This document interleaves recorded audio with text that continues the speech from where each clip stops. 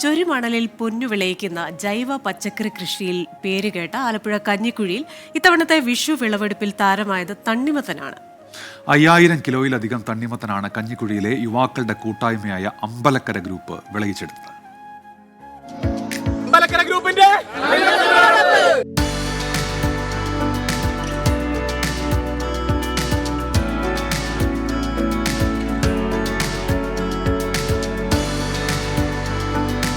കഞ്ഞിക്കുഴിയുടെ വിഷു ആഘോഷങ്ങൾ ഇങ്ങനെയൊക്കെയാണ്.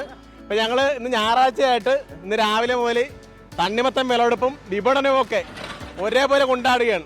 വിഷു വിപണി കണക്കിലെടുത്താണ് 3 മാസങ്ങൾക്ക് മുൻപ് തണ്ണിമത്തൻ കൃഷി ഇറക്കിയത്. കഞ്ഞിക്കുഴി പഞ്ചായത്തിലെ 6ാം വാർഡിൽ പാട്ടത്തിനെടുത്ത 1 ഏക്കറിലായിരുന്നു തണ്ണിമത്തനും ചെറുപയറും കൃഷി ചെയ്തത്. കഴിഞ്ഞ സീസണിൽ ഉള്ളിയും പൂക്കളും വിളവെടുത്ത ഭൂമിയിൽ ഇത്തവണ ചൂടിന്റെ കാഠിന്യത്തിൽ തണ്ണിമത്തന്റെ സാധ്യത മനസ്സിലാക്കിയാണ് തണ്ണിമത്തൻ ഇറക്കാൻ തീരുമാനിച്ചത്. 10 വർഷമായിട്ട് ഞങ്ങൾ കാർഷിക മേഖലയുണ്ട്. ഇതൊക്കെ ചെയ്യുമ്പോൾ ഞങ്ങൾക്ക് സന്തോഷമാണ്.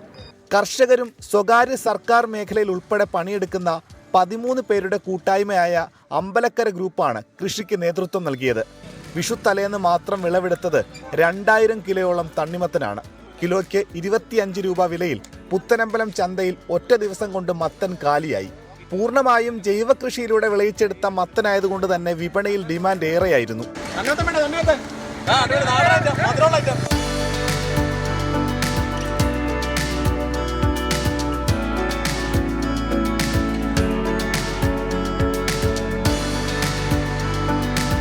ഇനിയും 3000 കിലോയോളം തണ്ണിമത്തനാണ് വിളവെടുക്കാനുള്ളത്.